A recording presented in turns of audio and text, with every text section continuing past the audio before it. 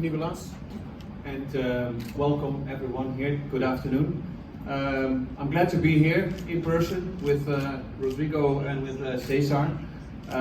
It's about time that we do another real live air show internationally here in Dubai. So we're very happy it takes place and that we can have a real press conference here with all of you. It's an important time for Embraer. I think it's fair to say that the market seeing a lot of attention in terms of smaller aircraft being used through the crisis and climbing out of the crisis. We're very focused on the future. We believe sustainability is going to be a big topic for the years ahead. And I'm sure many of you saw last week the Embraer announcement that we did on the Energia family. So there's a lot of things happening in the kitchen of Embraer. But of course, also our normal activities continue, and one of those activities is our annual market outlook update. And we're very pleased to be here today with you. And Rodrigo will take the first point on the agenda and run us together with you through the outlook as we see it in the next 20 years ahead of us. So Rodrigo, over to you. Thank you, Adam.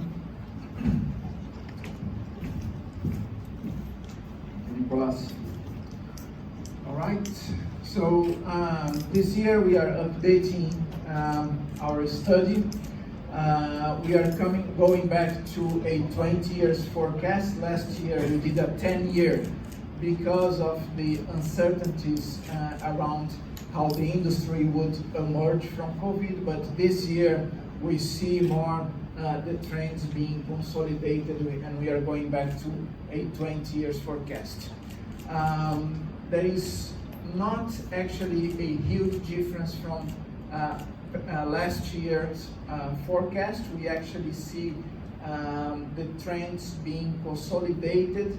We see the growth of the industry relatively smaller than what we had post-COVID, and we also see some trends that will reshape the industry towards a smaller but more profitable and more sustainable aviation industry. In summary, that's what our market outlook points to. So first, talking a little bit about the growth of the industry in general.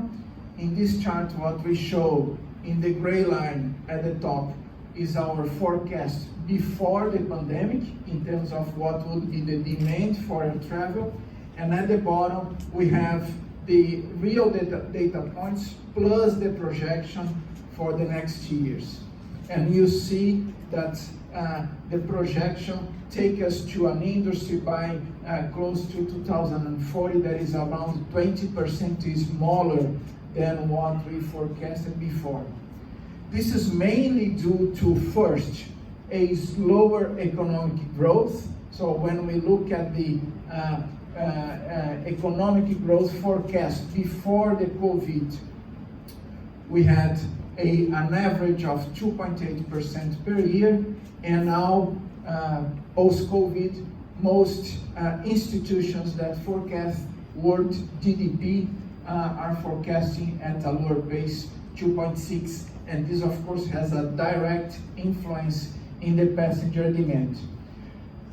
About 70% of our projected growth is related to this new economic growth rate. The other 30% that affects our forecast is due to new trends we are identifying in the industry, and I'm going to show in a moment. But in general, we see an industry growing, but growing less than it was before. So future trends, I would say that most important one is the digitalization. So we all have seen this, although we are slowly going back to normal, but we don't see actually going back to exactly the same status quo that we had before. So digitalization has changed. Digitalization has changed the way we work, the way we consume, and this has direct impact in air travel. I would mention two main results. One is that less business travelers. So about 15 to 20% of the business travelers are not expected to come back, are expected to do their work remotely. So the industry will come back, but a portion of the business travelers we don't believe will come. The second effect is fragmentation. So as more and more people work from home, we see people leaving the big centers towards regional areas, and that is creating a new demand for air travel for smaller airports. So in general, we see these trends point us towards a lower demand and more fragmented. This is digitalization. The other one is regionalization. We talked about regionalization in terms of the movement that we are seeing from companies and even countries to rethink their strategy of supply chain. There were lots of disruptions, and we still suffer from delays and in some cases high prices of disruptions in the supply chain. And many companies, we have seen more than 300 companies bringing their operation that was before overseas closer to their headquarters. This is strengthening the domestic market for air travel as opposed to the international travel. And of course, this again has an influence on the size and on the number of aircraft that we forecast. The third and last trend is about environment. Ian mentioned this in his speech. We see that coming very strong on aviation, and this, of course, will shape the way we continue in our industry. What we see is that flying green will be more expensive than today. So the new technologies will require substantial investment in infrastructure. That will probably be passed to the ticket prices. Also, the operating costs are likely to become more expensive. For instance, fuels. If we consider sustainable aviation fuels, which is likely the best alternative we have today to decarbonize the industry, that is today 2 to 5 times more expensive than the normal fuel. Even if we scale up, that is still expected to be more expensive. So this will increase costs, which will increase ticket prices, which has an effect on demand, again justifying this lower growth that we are forecasting. And finally, something that is not a market trend, but we see an intrinsic need in the industry is to increase profitability. Even before the pandemic, although with some exceptions, the industry in general were in a declining path of profitability. And the strategy that was being pursued by many companies was to deploy as much capacity as possible to grow. This strategy we don't see being valid anymore, both from an environment perspective, because now we need actually to adjust the aircraft size to what is really the demand. And second, from a profitability standpoint, as we increase costs, there is no room for low margins anymore. We understand airlines have to look even deeper to optimize their business, and this takes us to a likely right-sizing movement in general. So those are the factors that we are considered in our forecast.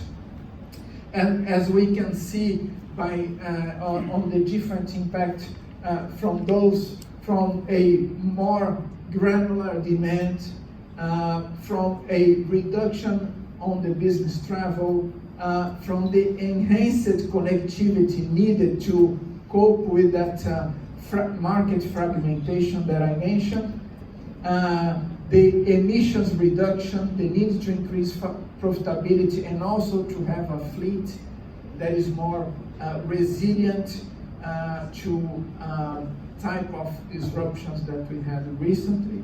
we understand that going forward, aviation will be a smaller, more profitable, and more sustainable industry. So that's the concept, our forecast, and we are seeing this already affecting the demand for aircraft. What this chart shows is the evolution of orders of two different sizes of aircraft. In blue are aircraft up to 150 seats. In yellow are the larger narrow bodies. And if we use the reference in 2012, we will see that now, going post-pandemic, we still are not above at the same levels of orders that we were in 2012, but certainly the segment in blue became a lot more important than the segment yellow, and that's a trend that we see going forward. Aircraft up to 150 seats gaining more and more relevance in the market. So if we go now straight to our forecast, we forecast 10,900 aircraft to be delivered in the segment up to 150 seats. 8,640 are jets, 2,260 are turboprops, both up to 150 seats, with roughly 60% for replacement and 40% for growth. That's how we see the market for this size of airplane. And the key elements that justify this forecast are the new trends that I just mentioned to you. The advantage of flexibility that these smaller gauge aircraft bring, the more resilient operations resulting for a more diversified fleet, and the right sizing aircraft that helps both profitability and the environment.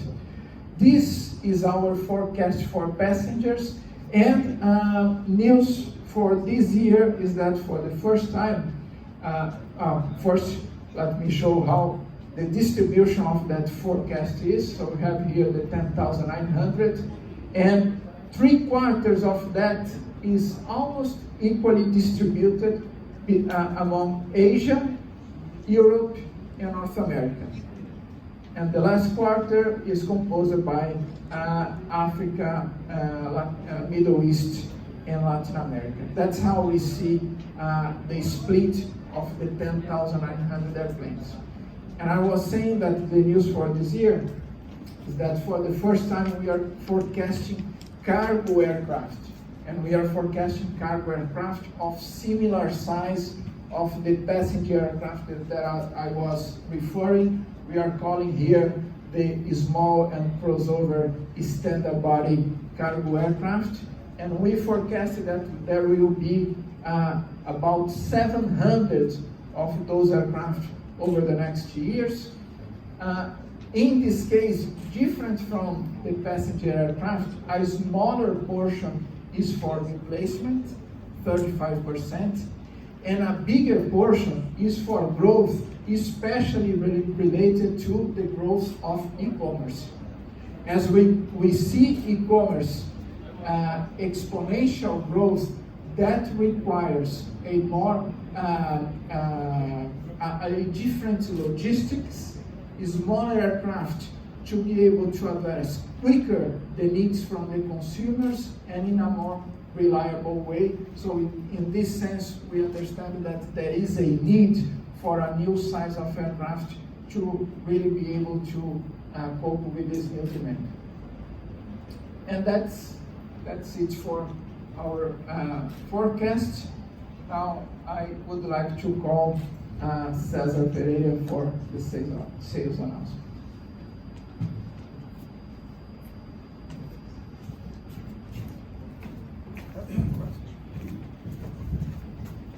Thank you, Rodrigo, for presenting our market outlook for the next 20 years.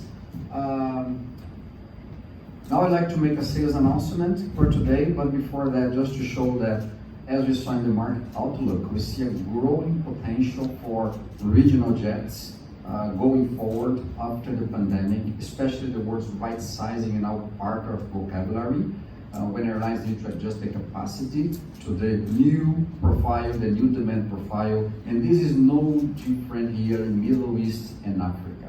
And especially in Africa, when you see the increasing importance of increasing connectivity around the continent, and especially in Africa, we see Nigeria as a fast-growing country with a huge domestic market. We already have several customers in Nigeria, Embraer customers, and now we are glad to announce a brand new Embraer customer for Nigeria, Overland Airways, with up to 6 E175 with an order value up to $300 million. They are a brand new Embraer customer, Overland Airways. They are using the jets to expand operations and to fly more routes in the domestic market as well. So we welcome Overland to the Embraer E-Jets customer base, and of course we thank you for them for trusting Embraer on their plans, on their growth plans for the future. So, and Nicolas, over and back to you.